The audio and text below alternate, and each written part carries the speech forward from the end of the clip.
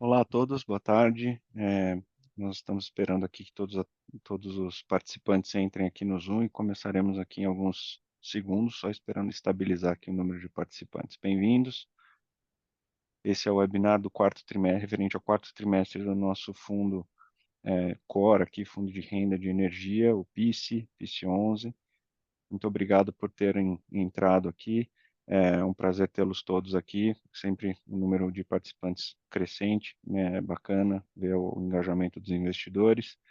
Eu sou Bruno Fregonese, diretor de Relações com Investidores do Pátria, responsável pelo relacionamento com investidores aqui do PICE, junto com um time bem robusto aqui de atendimento a clientes. É, a gente está aqui hoje, né, com sócio e CIO, né, para a estratégia de renda do Pátria, né, na área de infraestrutura aqui com o Marcelo Souza, que é sócio do Pátria, e também o Marcelo Franco, que é diretor responsável aqui também pelo PIS e também pela estratégia de renda, né, dos fundos de infraestrutura. Vou dar início aqui, sem mais apresentações aqui, dar início aqui ao nosso webinar. Só alguns recadinhos aqui, a gente já, né, quem já tem alguma pergunta, ou se tiver alguma pergunta durante, né, a apresentação, nós temos aqui um botãozinho do Zoom, webinar, né, chamado Q&A, né, QIA, para aqueles que quiserem fazer qualquer pergunta. Quem por alguma razão não consiga fazer aqui, ou esteja em alguma plataforma que não consiga fazer perguntas, a gente também está monitorando aqui o nosso e-mail de RI, que é o ri.pice11@patria.com. Então, vou repetir, ri.pice11@patria.com, né, tanto durante o webinar como depois. A gente vai fazer a resposta aqui, um pedido, né, às vezes a gente tem bastante pergunta, então não conseguimos sempre responder, às vezes, todas as perguntas. Então, por favor, se possível, na pergunta, coloca o e-mail, não vai aparecer para os participantes, né, só vai aparecer para nós aqui, e aí a gente pode fazer follow-up depois, e eventualmente, se vocês preferirem não colocar o e-mail, podem mandar para nós uma mensagem depois na caixa do PIS, e nós responderemos assim que possível. Obrigado. Vou passar a palavra agora para o Marcelo e Marcello para a apresentação. Obrigado, Bruno. Bom, muito boa tarde a todos. Muito obrigado por se juntarem aqui ao nosso webinar trimestral do PICE. Sempre um prazer poder ter essa oportunidade de a gente conversar mais com vocês sobre a nossa estratégia, sobre a performance do fundo e, obviamente, sobre temas aqui de muita importância para nós, atrelados a este investimento, tá? Então, vamos lá. Nós temos aqui uma apresentação, o Marcello, né, eu vou abrir a apresentação, depois o Marcello, que vocês conhecem, vai entrar aqui nos pormenores da apresentação, tá bom? Podemos ir direto para o sumário executivo, por favor? Muito bem. Então, primeiro, só fazendo uma atualização para todos, né, para aqueles que não acompanham o fundo desde o início, né, este fundo que foi levantado, né, nós lançamos esse fundo lá no início de 2021. Desde então, nós já distribuímos 190 milhões de reais, ou seja, R$ 25 por cota desde o início do fundo, o que dá uma média de 70 centavos por cota por mês desde o lançamento do fundo. Portanto, é uma distribuição bastante forte até agora. Como a gente vem falando ao longo dos últimos webinars, os ativos objetivo aqui do investimento do PICE apresentaram uma geração menor do que nós inicialmente estimávamos, tá?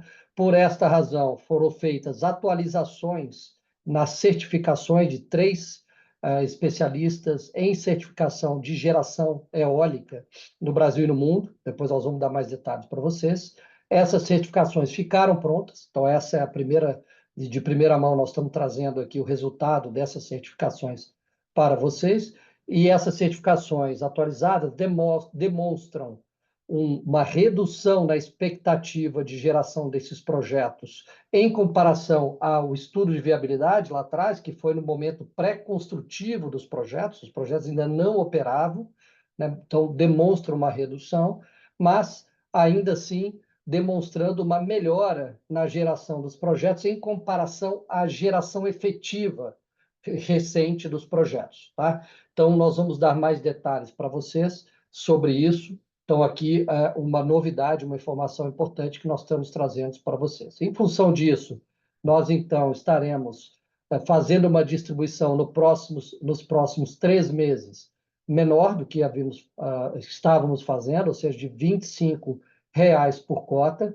E o que nós estamos trazendo aqui para vocês, em função dessa volatilidade no dividendo e na geração de caixa do curto prazo, vocês vão ver que no longo prazo a situação é muito diferente, falo já, né? Nós então vamos estimar uma distribuição semestral para este fundo, tá? Esperamos uma distribuição semestral e, obviamente, se a geração de caixa permitir, e assim, obviamente, buscaremos fazer, se possível, numa periodicidade menor, tá? Por conta dessa questão do momento da geração e da certificação que a gente está trazendo aqui para vocês.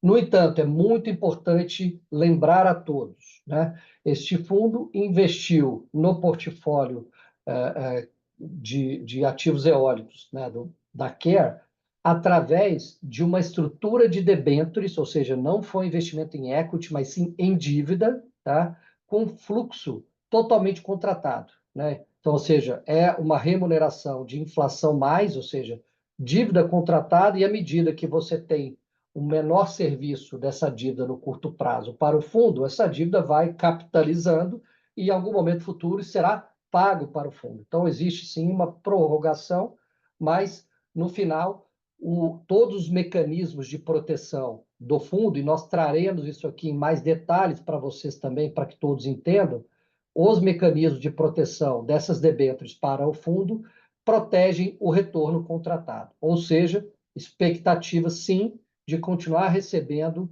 todo o fluxo de caixa e o retorno contratado dessas debêntures no longo prazo. De novo, uma volatilidade no curto prazo, mas no longo prazo o retorno contratado será protegido. Tá?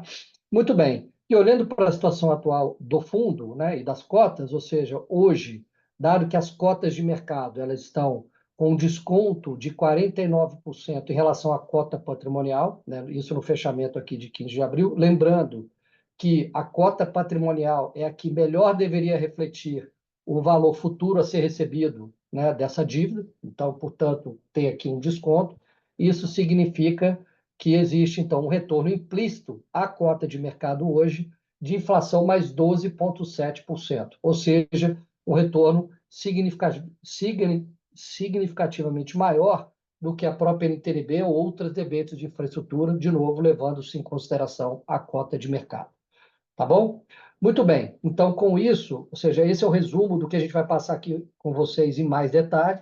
E eu gostaria, então, de passar a palavra para o Marcelo Franco, para que ele possa discorrer para vocês isso aqui no detalhe. Eu volto no final para fazer o fechamento e também para ajudar aqui nas perguntas e respostas.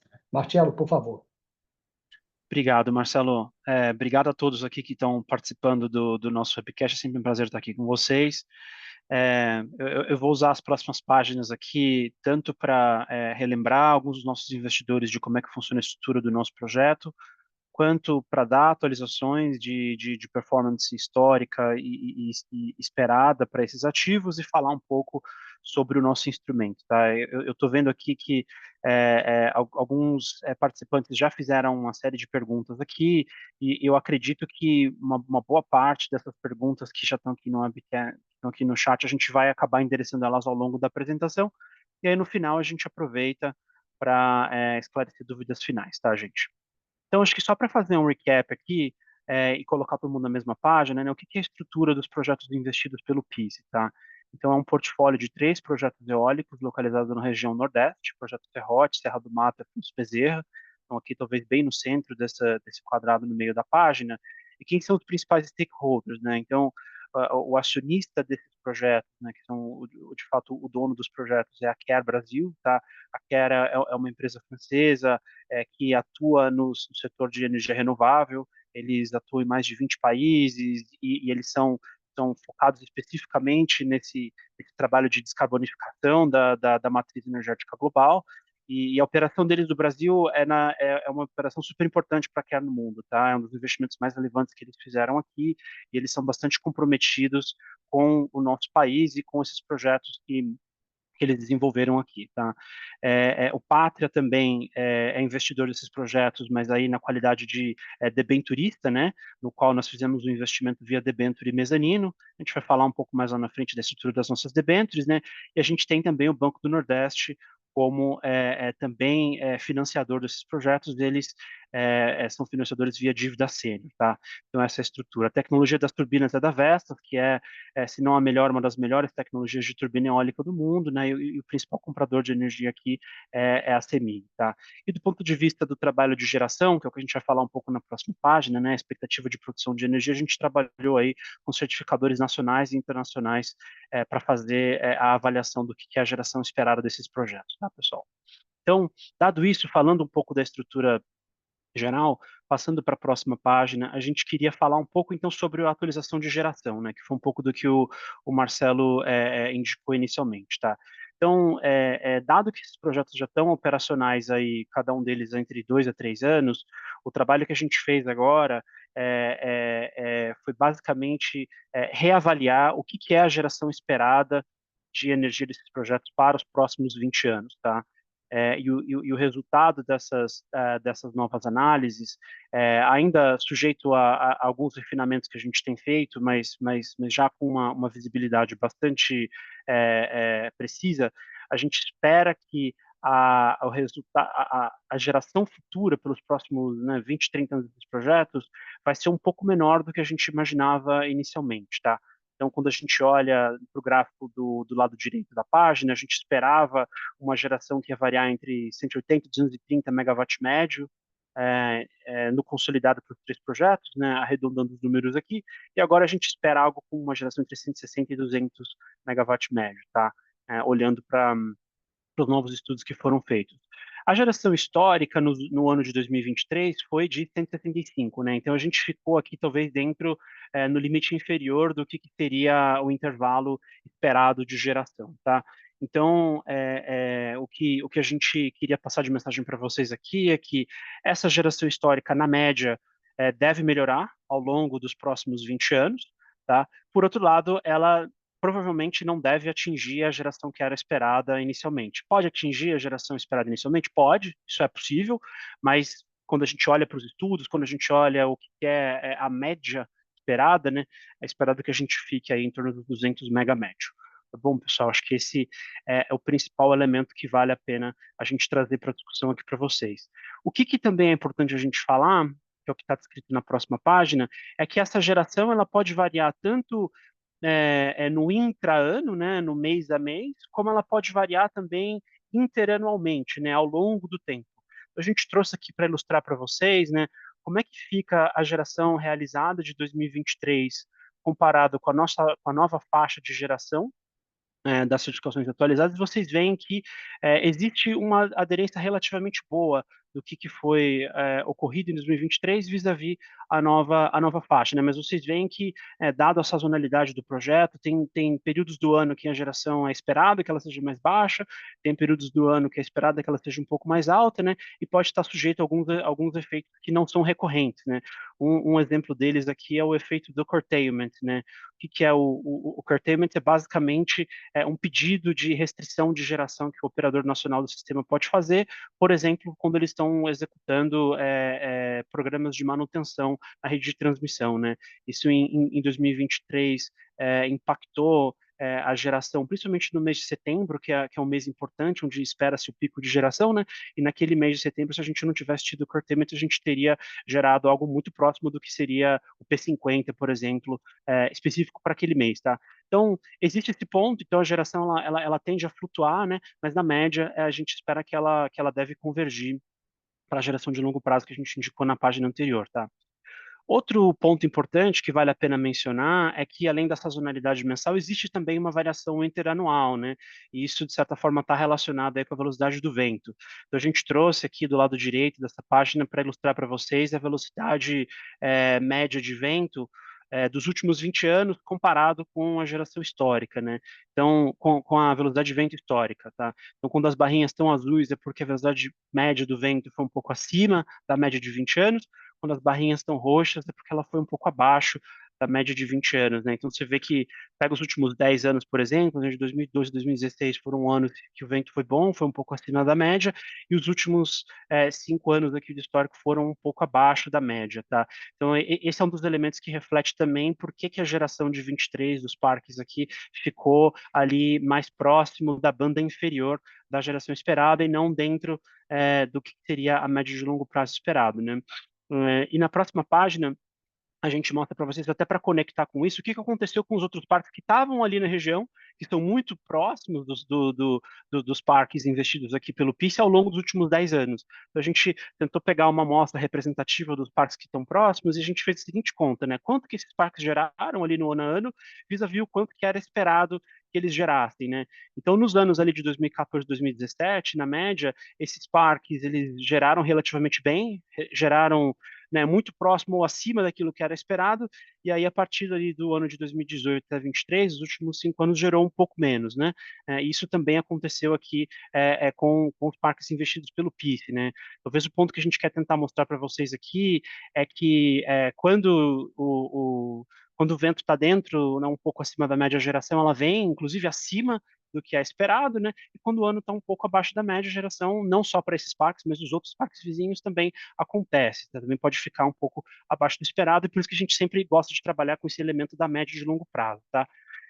Então, acho que esse talvez seja um ponto principal que a gente queria atualizar de vocês aqui de geração, tá? Então, a geração de longo prazo deve ser melhor do que o histórico, tá? Não deve atingir exatamente o que a gente imaginava no estudo de viabilidade inicial do projeto, mas a gente deve esperar, sim, uma melhora, apesar de que no ano a ano pode variar, né? Como variou para esses parques, como variaram para os outros parques vizinhos também, tá?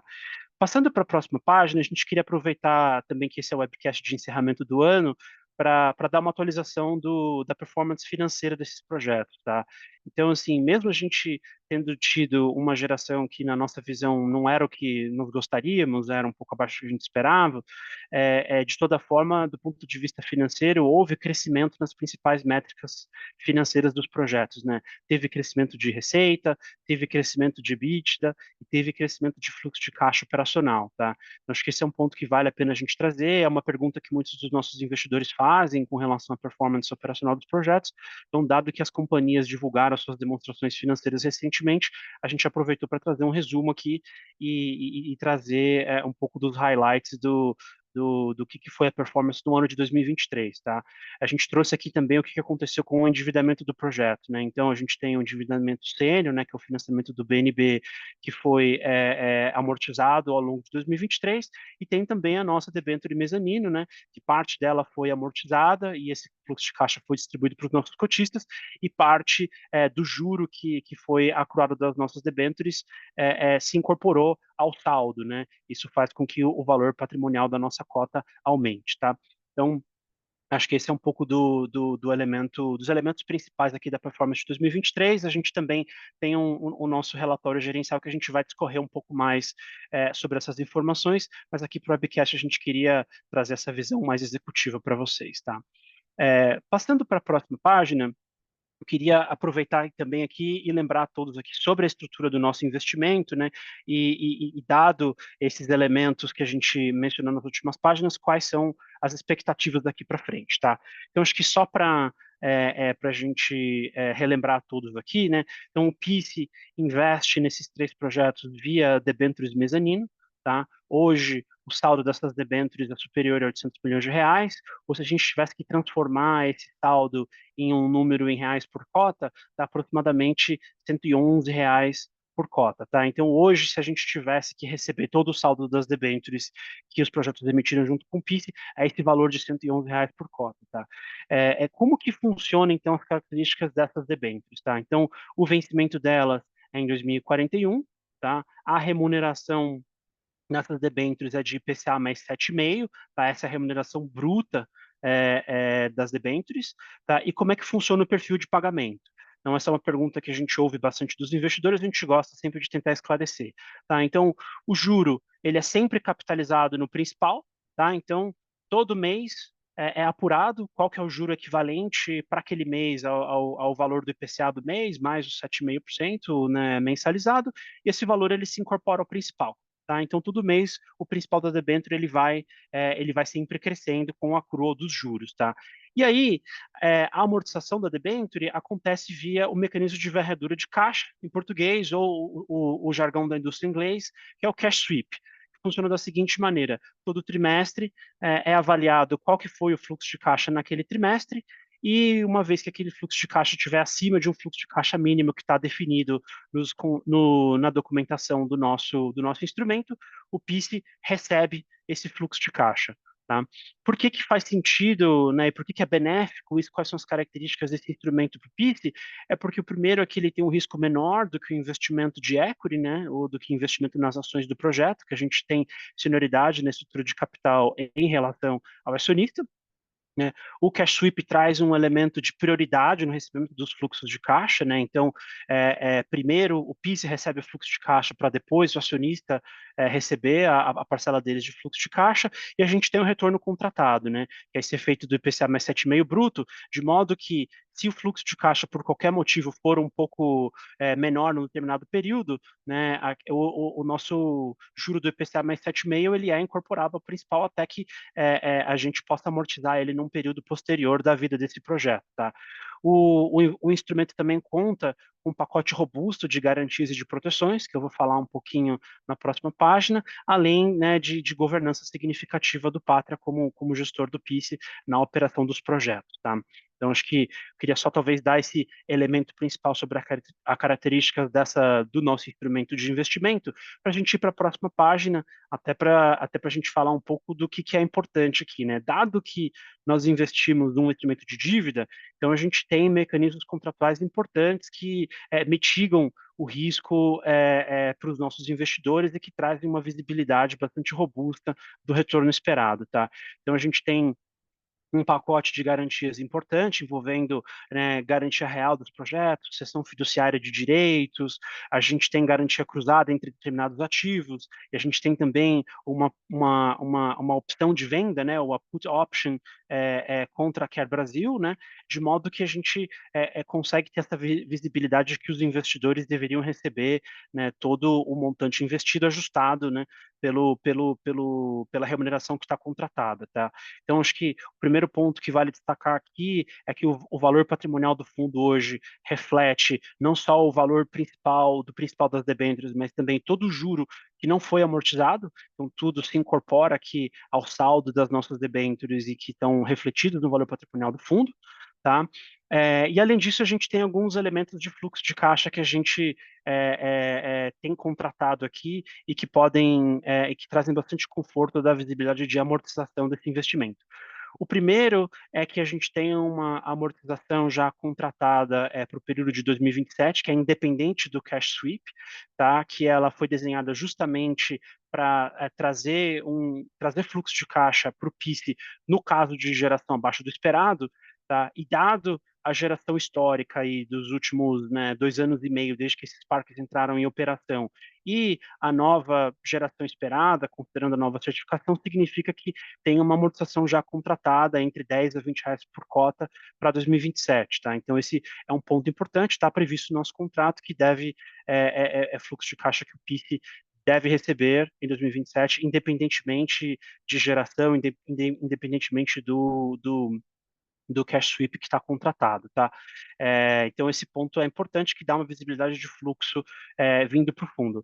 E além disso, a gente tem também um outro elemento que é uma put option, que significa que caso os projetos não consigam fazer distribuições recorrentes para o PIS, né, o PIS tem uma opção de venda antecipada dessas debêntures a partir de 2028. É óbvio que essa opção de venda ela não é líquida e certa, ela vai depender se os projetos farão distribuições ou não para o PIS, mas de certa forma que se os projetos fizerem distribuições para o PIS, significa que o yield para o cotista vai continuar acontecendo, que é uma notícia boa, mas no pior dos casos, se essas distribuições, por qualquer motivo, por exemplo, de geração, não acontecerem conforme esperado, a gente tem essa possibilidade de potencialmente fazer o desinvestimento pelo saldo das debêntures, tá? E no final da vida do instrumento, existe também a possibilidade do PIS exercer o direito de venda dessas debêntures de volta para a Care, né, também pelo saldo das debêntures, que é basicamente, né, o principal ajustado por todos os juros e descontado dos pagamentos que tiverem sido feitos ao longo da vida, tá? O que isso significa, então, do ponto de vista de perspectiva de yield para os investidores, tá? Que acho que é um pouco do que a gente tenta trazer aqui na próxima página, Mas tá? antes disso, Martial, desculpa, por favor, interromper. Eu acho que é importante, só um minutinho aqui, parar até porque eu já vi algumas das perguntas que foram feitas, temos várias perguntas, eu agradeço, que são sempre muito boas para ajudar a elucidar, tá? Então, só para lembrar para todos, nós contratamos uma estrutura de dívida, né? Então, o fundo, o PICE, tem dívida a receber dos projetos da Care. Obviamente, essa é uma dívida que vai ser recebida ao longo do tempo, né? Como a gente estimou desde o início. E o que está acontecendo é que, como ela é subordinada, o que quer dizer isso? O projeto gera caixa, né? Deste caixa, primeiro paga-se a dívida sênior, que é a do BNB. Tá? O BNB tem lá um volume de dívida que está sendo pago periodicamente. Do excedente, quando existente, o PICE pega uma parte importante disso, principalmente se a geração não for tão boa, né?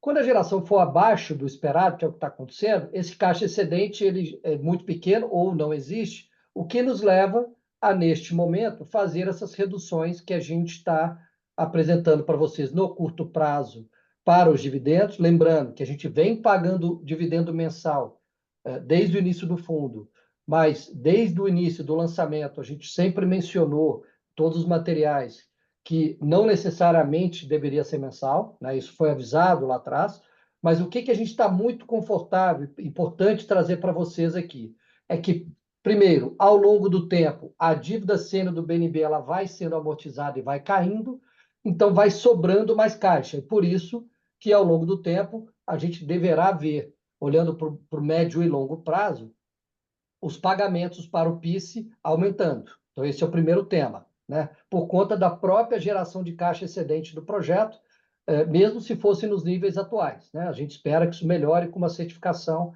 está demonstrando. Só que, para além disso, acho que esse é um momento importante aqui, que é o que o Marcelo trouxe nessa página.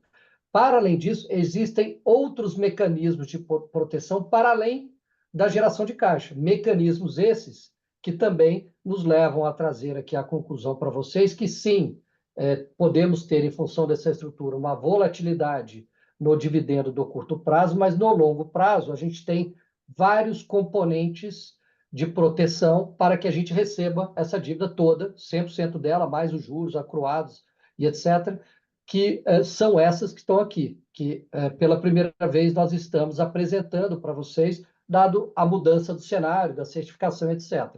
Né, a amortização contratada para 2027 e as opções de venda de debênture para a Care Brasil, né, caso a gente tenha esses momentos aqui, tanto em 2028, no que diz respeito aos pagamentos sequenciais de dividendo, quanto no fim da vida do instrumento, com relação à eventual existência de algum saldo em aberto, que pode ser que não exista nada, e obviamente estamos todos felizes, né, porque o projeto pagou tudo, né, mas mesmo que exista algum saldo remanescente, a gente tem como, então, exercer uma opção de compra dos projetos da Care e, portanto, receber depois toda essa dívida. Então, acho que esse é um momento muito importante para todos entenderem por quê, e eu já vi que tem algumas perguntas, né? Primeiro, por que a gente está tendo reduções de dividendo no curto prazo e indicando o dividendo semestral a partir de agora, por conta dessa menor geração de momento, que obviamente o projeto não tem caixa suficiente para pagar essa debênture agora para o PICE. No entanto, em função da estrutura da dívida e das proteções, principalmente da estrutura que nós mencionamos agora, ao longo do tempo, isso deve voltar, e por isso que nós estamos, então, trazendo à luz aqui para vocês mais detalhes de como funcionam essas proteções e a estrutura da debênture. E aí sim vocês podem ter conforto. Acho que tem algumas das perguntas, né, algumas delas já endereçavam essas situações aqui. Eu acho importante, então, aproveitar para dar luz a isso. Por favor, Marcelo, pode continuar. Então, tá ótimo, Marcelo. Eu vou pedir para passar para a próxima página, porque acho que a próxima página ilustra bem alguns dos elementos que você mencionou, né? Então, o que é perspectiva de curto prazo e o que é perspectiva de longo prazo, né? Então, no curto prazo, para os próximos 3 ou 4 anos, o que a gente espera, né, então, é que as distribuições sejam um pouco menores do que o juro da debênture, né? O que isso significa? Significa que o saldo da dívida e o valor patrimonial da cota tende a crescer, tá? Então, vamos supor que você tem, né, o juro numa inflação de 4%, o IPC e o nosso e o cupom da dívida de 7,5%, é como se o juro anual fosse ilustrativamente aqui 11,5% numa conta bem simples, né? Então, a gente imagina que as distribuições do PIS devam ser menores do que isso, tá? Mas isso vai se agregando ao saldo da dívida e vai crescendo o valor patrimonial do fundo. Tá? No longo prazo, exatamente pelos motivos que você mencionou, Marcelo, a gente deve ter distribuições maiores do que foi esperado ou maior do que o juro, né, de IPCA mais 7,5, que é o momento que a gente começa a amortizar o instrumento. Por quê? Porque o fluxo de caixa dos projetos ele tende a crescer, né, dado que o ajuste dos contratos são ajustados com a inflação e que os projetos eles vão desalavancando, né, o serviço da dívida sênior com o BNB com o tempo ele vai caindo, isso sobra mais fluxo de caixa para fazer o serviço da dívida mezanino, que é a dívida que o PIS tem, né? E a gente tende a receber 90% desses fluxos de caixa, né? Mesmo na nova geração P50, a gente tende a receber 90% desses fluxos de caixa, isso faz com que no longo prazo as distribuições fiquem mais longas, fiquem maiores para os investidores, e a partir daí, né, a gente começa a amortizar mais a dívida e o valor patrimonial do fundo ele tende a se reduzir. Tá? Então, esse é vamos dizer assim, o ciclo de vida esperado aí para o investimento do PIS. De toda forma, né, dado as características desses projetos e dado todo o mecanismo contratual que a gente tem com esse investimento, na nossa melhor estimativa hoje, com as informações que a gente tem bastante confiança que o PIS vai receber todo o fluxo que foi contratado, que inclui o juro e o principal, né, sem um impacto no retorno bruto para os investidores do PIS. Tá? Então, acho que esse é um elemento importante para a gente tentar trazer aqui e ilustrar da melhor maneira possível para os nossos investidores. Tá? Passando para a próxima página, a gente queria só reforçar um pouco do que seria o guidance de dividendos, então, para esse ano, né?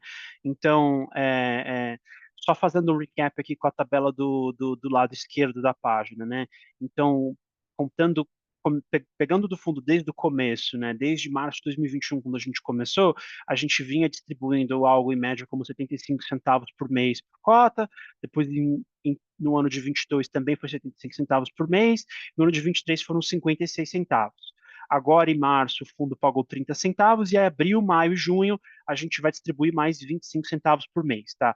De junho em diante, a expectativa é que a gente faça distribuições aí já semestralmente. Tá? Isso vai depender aí do que vai acontecer com a geração de caixa desses projetos. Tá? A nossa frequência de distribuição ela vai ser um pouco mais espaçada do que as distribuições mensais que a gente vinha fazendo. Tá? Um ponto que é importante, inclusive, foi uma das perguntas aqui, que o PIS vinha distribuindo um volume de recurso que era um pouco maior e agora a gente reduziu. Só que os projetos tiveram aumento de fluxo de caixa, né, que foi o que eu mostrei no resultado de uma das páginas anteriores. Né.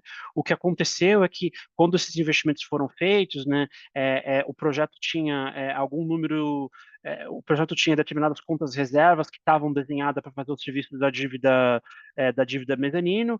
Os próprios projetos também tiveram elementos em que o custo de execução desses projetos ficou um pouco abaixo daquilo que tinha sido desenhado na época da execução, e aí houve um número de subidas de caixa dos projetos para o PIS que fez com que a gente tivesse essa distribuição de dividendos que a gente fez até hoje, né, num agregado aí de R$ 25 por cota, desde o início do fundo, mas agora a gente de fato está contando com a geração de caixa que ela está sendo feita, né, a gente já fez todo o cash sweep desse projeto que dava para fazer, agora é conforme os projetos de fato estiverem gerando, tá? Então, daqui para frente, a gente pode passar um pouco mais as distribuições para os investidores. Se a geração de caixa dos projetos e a produção de energia se provar melhor do que a gente imagina, a gente, obviamente, vai voltar a fazer distribuições mais fortes, vai voltar a fazer distribuições mensais, mas acho que talvez para estabelecer a melhor expectativa possível dos nossos investidores e com compromisso com a transparência, a gente vai distribuir esse último essa sequência de distribuições mensais. A partir dali, a gente deve fazer distribuições semestrais. E a nossa ideia é sempre, a cada trimestre, a gente divulga qual que vai ser as distribuições para o próximo trimestre, tá? Então, essa é a expectativa que a gente tem aqui para as distribuições de curto prazo. E no longo prazo são aqueles pontos que eu mencionei, né? Tem as amortizações contratadas de 10 a 20 reais por cota que eu mencionei que acontecem daqui a 3 anos, tem os elementos da put que também podem representar um fluxo de caixa significativo, que quando o momento estiver mais próximo de acontecer, a gente vai, obviamente, deixar os nossos investidores a par do que a gente espera, tá? É, Passando para a próxima página, a gente queria também endereçar o tema do retorno para os investidores, que inclusive tem algumas perguntas que foram feitas aqui nesse sentido, tá? Então, o que é o retorno esperado para os cotistas do PICE, tá? Então, para o investidor que adquire uma cota hoje, a gente usou a database de 15 de março para fazer essa análise, que é a tabela no canto superior direito, a gente fez uma análise de sensibilidade variando tanto o cenário de geração, tá? Já com as novas certificações, né? Quanto qual que é o preço de aquisição da cota, tá? Então, para um cotista que compra uma cota, por exemplo, a R$ 57, que é o preço da data de 15 de março, na geração esperada no cenário médio, que a gente chama aqui de P50, a tira esperada de IPCA mais 12,7%. Né? Se a geração tiver um pouco abaixo do esperado, essa tira ela pode cair um pouquinho, né? Quando a gente roda esse cenário no P90, vai dar 12,3%, tá? Então, vocês vejam que não tem tanto impacto esse efeito da geração, porque o que acontece é que, basicamente, o que acontece é um pouco de alongamento de fluxo de caixa, né? Você deixa de receber, né? Se a geração tiver um pouco pior, você vai receber menos fluxo de caixa no começo e mais fluxo de caixa no final. Essas coisas se compensam, né? Porque todo fluxo de caixa que né, ele vai sempre sendo acruado no saldo das debêntures, então você, de certa forma, consegue ter um nível de proteção muito interessante no seu retorno, tá? Então a gente trouxe essa análise de sensibilidade aqui, né, o que acontece com a TIR do investidor em diferentes cenários de geração, essa é uma pergunta que a gente sempre recebe. Para o investidor do IPO do fundo, que foi o pessoal que entrou lá em março de 2021, o impacto da geração no retorno para o cotista, ele não tem efeito material. Então, o retorno net para o cotista, né, já líquido de todos os custos do fundo, ele fica em IPCA mais 6 para quem entrou lá na época do IPO. Por quê? Porque, basicamente, esse fluxo de caixa, ele está sempre acruando na taxa bruta da nossa debenture, né? Aí depois você exclui os custos do fundo e chega no retorno net para o investidor, tá? Então, na nossa melhor visão aqui, dado todo dado todo as características e os mecanismos desse instrumento, né? Então, a geração ser maior ou menor daqui para frente não deveria ter impacto material para os investidores, tá? Então, a gente tentou trazer essa análise de sensibilidade aqui para mostrar para vocês, dado que essa é uma pergunta que a gente recebe aqui também de tempos em tempos, tá? Então, acho que de maneira geral, essas são as principais mensagens. Eu vou só aproveitar para comparar aqui o que hoje é o retorno do PICE vis-à-vis outras oportunidades de investimento similares do mercado, e aí eu vou passar de volta para você, tá, Marcelo? Porque, de fato, a gente vê aqui uma oportunidade de investimento muito interessante, porque, basicamente, hoje, o PICE, com o preço de cota de tela no mercado hoje, é você comprar um instrumento de dívida com quase 50% de desconto, né? Esse instrumento de dívida ele tem um retorno bruto de IPCA mais 7,5, o retorno líquido para o cotista, né? Ele tem o efeito dos custos do fundo, mas quando a gente faz a conta aqui para alguém que compra essa cota com 50% de desconto, que é o que está acontecendo no mercado, que é o que está acontecendo com o preço de tela hoje, dá uma TIR de IPCA mais 12,7, tem um prêmio muito grande sobre as NTNBs, ou sobre a média das debêntures de infraestrutura, ou sobre os fundos de debêntures de infraestrutura, ou até os próprios FIPs de infraestrutura que são listados no mercado com foco no setor de energia, né? Então, a gente vê aqui uma, é, uma assimetria muito grande do ponto de vista de risco e retorno, né? Que é um investimento que tem uma série de características de mitigação de risco, né, numa estrutura de dívida, só que com um retorno maior do que os próprios investimentos de equity que a gente vê no mercado, né? Então, a nossa visão tem uma oportunidade de investimento super interessante para os investidores que têm talvez uma visão de investimento um pouco mais de longo prazo e que são menos sensíveis às distribuições de curto prazo, né? De fato, de curto prazo hoje, o yield do PICE ou a distribuição do PICE, ela não é tão alta quanto a de outros investimentos, mas o retorno intrínseco dele, né, dado todas essas características que a gente mencionou aqui, é muito significativo e está negociando a um preço bastante descontado no mercado hoje, tá? A gente tentou trazer um pouco dessas comparações aqui para ilustrar essa diferença que a gente enxerga aqui na nossa visão, tá? Então, dado isso, acho que eu vou passar de volta para você, Marcelo, para você fazer suas considerações finais, e aí a gente tenta passar um pouco aqui pelas perguntas que ainda não foram endereçadas no chat. Maravilha. Muito bom, obrigado, Marcelo. Bom, gente, esse aqui é o último slide da apresentação, para a gente resumir, e obviamente vamos abrir aqui para responder. Eu vi que já temos várias perguntas, né? Então, primeiro, lembrando, né? Até agora, o fundo conseguiu pagar um volume representativo de dividendos, 190 milhões de reais, né? Ou seja, na média de 70 centavos por cota por mês, desde o início, né? E como eu mencionei, a despeito de, nos materiais de lançamento desse fundo, a gente ter explicado as características e a possibilidade de não pagamento mensal, até agora fizemos o pagamento mensal, né? Por conta dessa geração menor, como mencionamos, né? E agora resultado, né? Primeiro a geração menor é o fato que a gente está observando nos projetos, mas para além disso, né? Novas certificações que indicam, sim, uma geração menor do que o estudo de viabilidade original, que também tinha sido feito lá atrás por certificadores antes do projeto iniciar as operações. Mas, por outro lado, que vão indicar que, ao longo do tempo, a geração vai voltar. E por que isso? Porque, claramente, existe um tema para todos os parques eólicos do Brasil, e principalmente daquela região, ao longo dos últimos 12, 24 meses, com vento menor. Então, a certificação indica que a geração deve subir, não de novo aos níveis originais, mas deve subir, né? Então, por essa razão de geração menor agora, né, e a situação do projeto, nós estamos reduzindo o pagamento de dividendo para os próximos 3 meses e anunciando que depois disso nós vamos trabalhar com dividendos semestrais.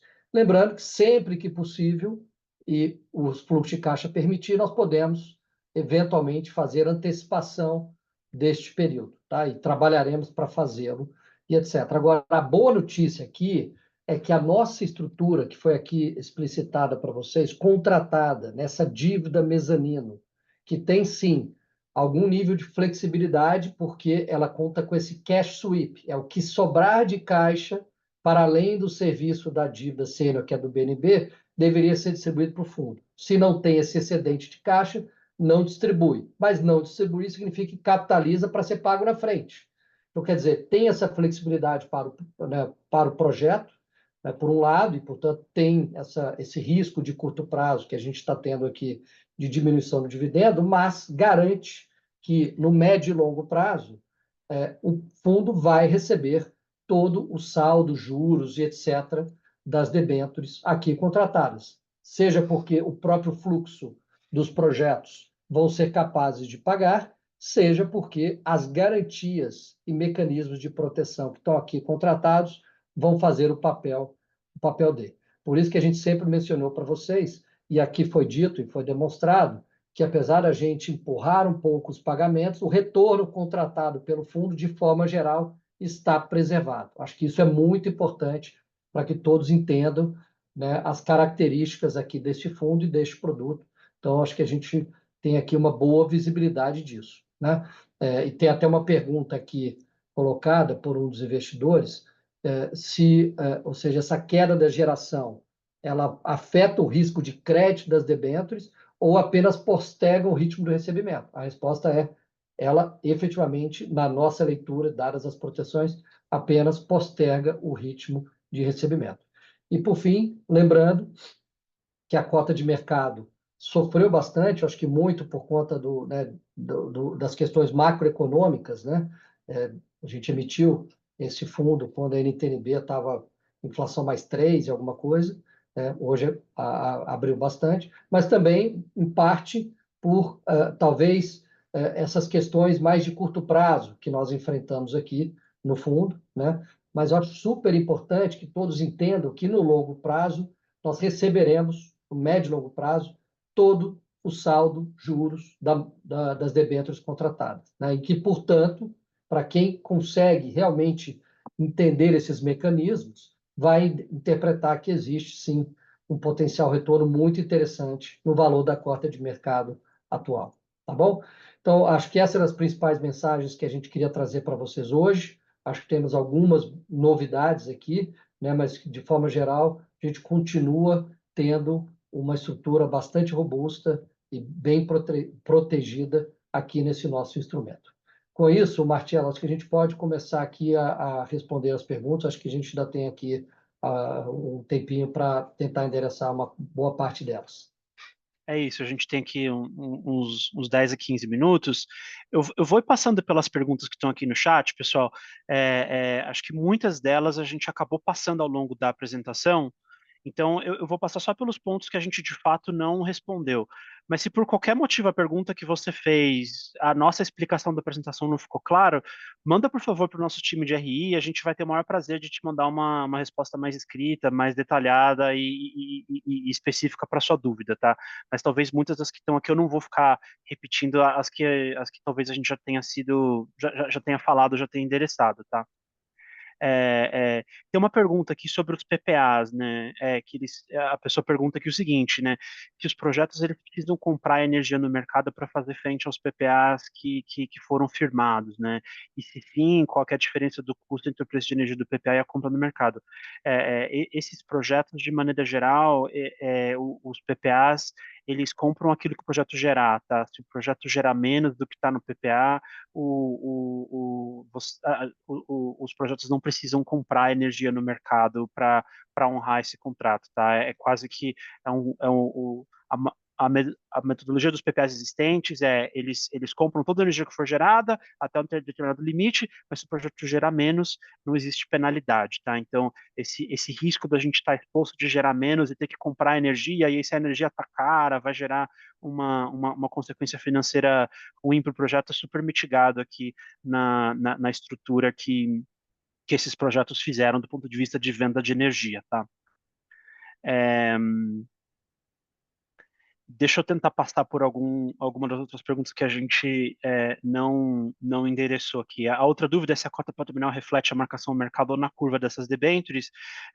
A cota patrimonial hoje, ela reflete a marcação na curva, tá? Basicamente é o saldo das debêntures no balanço do fundo hoje, tá? Essa é a metodologia que o administrador do fundo utiliza como a melhor maneira de fazer a precificação desse investimento hoje, justamente por ter um instrumento que ele é bastante customizado, né? Então ele fica marcado dessa forma e para nós acho que talvez tenha o benefício de que a gente consegue também dar essa transparência, né? Para o investidor ele fala assim, olha, tem o preço de tela hoje que você pode ver, né, como marcação a mercado e tem também o preço do saldo que é o valor que deveria ser recebido ao final do instrumento ajustado para a data de hoje, tá? Eu acho que aqui vale só fazer um adendo e fazer uma comparação, né? Se esse investimento tivesse sido feito numa estrutura de equity, tá?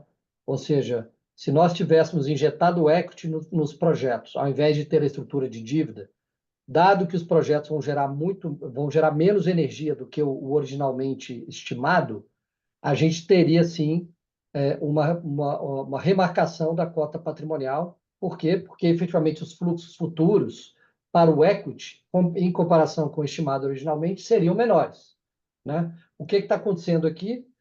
Como a estrutura de dívida contratada e com instrumentos de proteção, nós temos a expectativa de receber 100% dessa dívida, juros e etc., ao longo do tempo, é somente uma postergação a depender do caixa que o projeto está gerando. Por essa razão é que a cota patrimonial tem como característica marcar na curva, dada a característica do papel. Ok. Acho que tem aqui algumas dúvidas com relação à guidance de distribuição, tá? Eu acho que vale a pena a gente talvez trazer esse ponto. A gente tentou falar um pouco na apresentação, mas só para deixar um pouco mais claro, né? Acho que a primeira pergunta aqui, tentar responder duas em uma. A primeira é por que que a distribuição estava sendo feita mensalmente, vai passar a ser feita agora um pouco mais espaçado, né? Semestralmente, e qual que é o guidance para os próximos anos, né? Acho que o que que acontece? Os projetos, eles são contratados para fazer distribuições trimestrais para o PICE, né? Então, o que que o PICE fazia? O PICE pegava essa distribuição trimestral, deixava um pedacinho no fundo e a gente ia distribuindo ela mensalmente para os investidores, de modo que a gente fizesse uma suavização das distribuições para os investidores, né, para que ele tivesse uma distribuição um pouco mais de maneira mais suavizada, né? Dado que a gente está enxergando que nos próximos 2, 3 anos as distribuições para o PIX devem ser um pouco menor, a gente optou por vamos distribuir tudo que a gente receber dos projetos agora sem fazer essa suavização, tá? E a nossa a nossa ideia aqui a partir de agora é que cada trimestre a gente avalia a gente indica para os investidores, né, quanto que é esperado que seja distribuído para o próximo trimestre, né? Mas a sugestão aqui é que a gente faça tudo na cabeça para que a gente não carregue mais esse caixa no balanço do fundo, tá? Acho que a partir do momento que a gente começa a receber distribuições um pouco maiores, que devem acontecer nos próximos anos, não deve acontecer no curto prazo, mas acontecem sim nos próximos anos, aí a gente pode avaliar, suavizar novamente as distribuições, né? E voltar para o modelo de distribuição mensal, mas no momento a gente alterou a nossa política aqui para que a gente possa distribuir o que tiver disponível para os investidores, tá? Tem uma pergunta aqui. O exercício do put option é obrigatório por parte do fundo ou depende da deliberação de assembleia dos cotistas? O nosso entendimento é que ela independe da deliberação das assembleias dos cotistas, porque é uma estrutura prevista, né, na estrutura contratual com a CARE. E também tem uma pergunta: quem garante essa estrutura inteira? É a CARE, quem garante essa estrutura inteira aqui dos puts e etc. Tá?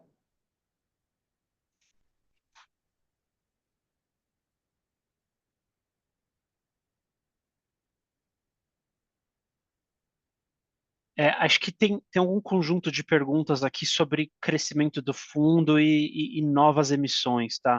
Tem uma pergunta aqui sobre, né, novas emissões abaixo do valor patrimonial, e tem uma segunda pergunta sobre potencial investimento do fundo no setor solar, tá? Atualmente, a gente não tem a perspectiva de novas emissões do fundo no curto prazo, a gente não está olhando uma nova emissão, tá? Acho que até por conta desse deslocamento entre, né, o valor patrimonial do fundo e o preço de tela, tá? Agora, do ponto de vista de oportunidades de investimento, aí sim a gente tem sempre avaliado oportunidades de investimento nos diversos setores. O PICE tem mandato para investir em geração solar, geração eólica, hidrelétrica, qualquer tipo de geração ou transmissão, tá? A gente tem um trabalho ativo aqui de identificação de oportunidades, mas hoje, por conta vamos dizer assim, do valuation do fundo, né, de como o fundo está precificado no mercado, a gente não está trabalhando com a gente não está vislumbrando uma potencial nova emissão do fundo, tá? Quando a gente passar a olhar para novas emissões, obviamente a gente vai manter o mercado informado, a gente vai trazer aqui um pouco de visibilidade para os investidores, tá? Mas hoje, nesse trimestre aqui, não estamos olhando para nenhuma nova emissão, tá? É, tem Tem uma aqui uma pergunta aqui dúvida. perguntando sobre se o fundo fosse ser tipado, o que teria acontecido com a cota? Isso é interessante, né? Porque o fundo ser tipado, ele segue, obviamente, ele tem a cota patrimonial, ele não tem a cota de mercado, né? Porque a cota de mercado, ela basicamente é uma percepção, às vezes correta, às vezes não correta, do mercado de como aquela cota deveria estar sendo negociada, né? Se esse fundo fosse ser tipado, vocês estariam vendo o fundo andando e a cota andando exatamente de acordo com a cota patrimonial. Por quê? Porque, neste caso específico, a cota patrimonial é que melhor reflete o valor esperado, né, a ser recebido pelo fundo, que é o saldo das debêntures que hoje nós temos a receber. Tá? Então, essa é uma pergunta bastante interessante aqui. Ok. Acho que tem uma outra dúvida aqui com relação à duration do fundo no cenário apresentado, tá?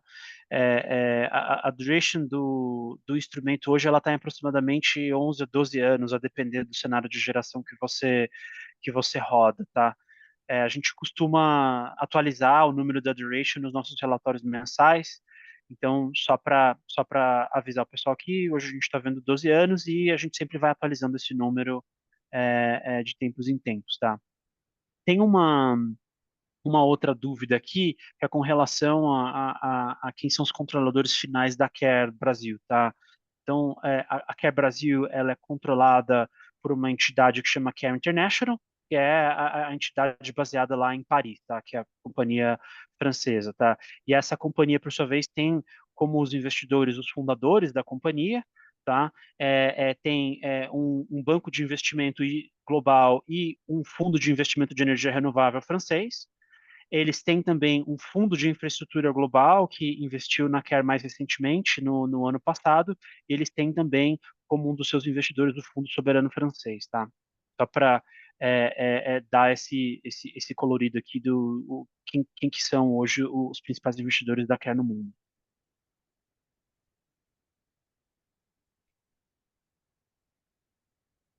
Tem uma pergunta aqui que eu acho que é importante esclarecer. Um dos investidores falou que não ficou claro a cascata de pagamento da debênture. Acho que é bem importante, então, e essa pergunta, estou vendo que ela chegou há pouco tempo, então, acho que é bem importante explicar. Os projetos, eles têm uma geração operacional de caixa, tá? Qualquer que seja esse nível, vamos supor, esse é 100 de geração de caixa. Primeiro, essa geração de caixa vai para servir a dívida com o BNB. Tá? Vamos supor que a dívida com o BNB seja 90. Tá? 90 foi para servir a dívida do BNB. Dos 10 remanescentes, o que vai acontecer é que uma parte vem para a nossa debênture como cash sweep, uma parte fica para o projeto ou pode ser distribuída como dividendo para o acionista, a depender de determinadas regras, tá? Porque tem regras de limitação também de distribuição de dividendo. O que provavelmente, em grandes números aqui, o que está acontecendo é que o projeto está gerando muito próximo dos 90, que é a dívida do BNB. E que, por essa razão, neste momento, o indicativo é de não subida de dividendo para o PICE. Tá? Mas o que vai acontecendo é que nos mesmos 100 ao longo do tempo, o 90 do BNB vai caindo, porque você vai amortizando. 90 vira 80, vira 70, vira 60 e vai caindo até zerar ao longo dos próximos anos. Então, para o mesmo 100, que não é, você sabe bem que esse 100 ele depende, obviamente, da geração, mas ele vai sendo atualizado por inflação. Então, vai sobrando mais caixa para as nossas debêntures. E por essa razão, a gente, então, vai ter um aumento de pagamento de dividendo ao longo do tempo, né, para o fundo. Tá? Então, acho que isso, de forma simples, é assim que eu explicaria. Eu acho que nós estamos chegando aqui no tempo limite.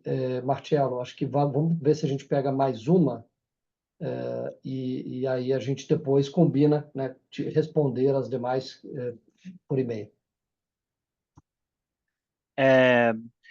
Acho que assim a gente conseguiu de certa forma, acho que a- responder quase todas as perguntas aqui, Marcelo. Acho que tem algumas dúvidas que são um pouco mais pontuais, que talvez são derivadas dos temas que a gente já indicou, e acho que talvez faz sentido a gente responder essas perguntas separadamente para os investidores, tá? Acho que tem uma dúvida aqui que é a última que chegou, que é qual o prazo de amortização da dívida sênior. É um prazo de 20 anos, né?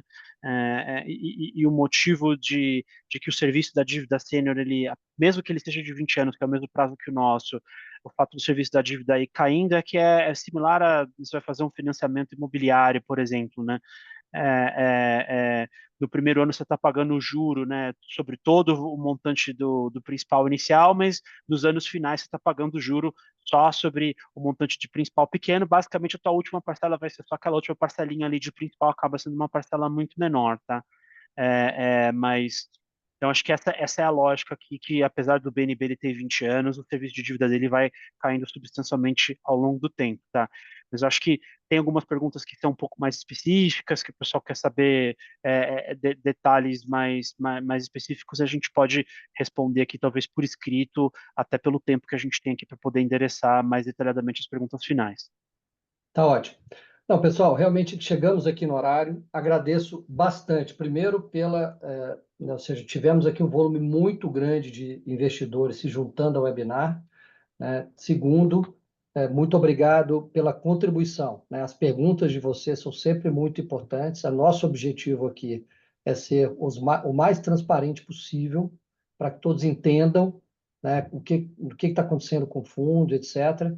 E eu acho que a gente tem aqui uma estrutura contratada muito robusta, que a despeito de estarmos, né, dos projetos estarem enfrentando geração de curto prazo mais baixa, com o impacto no dividendo de curto prazo, a estrutura é muito robusta para efetivamente nos deixar bastante confortáveis de que iremos receber todos os recursos e vocês, investidores que confiaram aqui no fundo, terão o dividendo esperado e o retorno esperado contratado aqui, tá?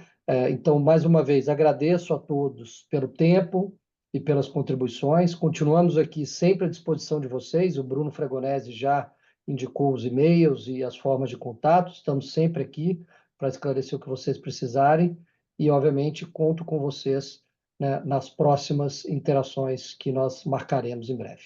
Tá bom? Muito obrigado a todos e boa noite. Obrigado a todos. Obrigado a todos, Um abraço. pessoal.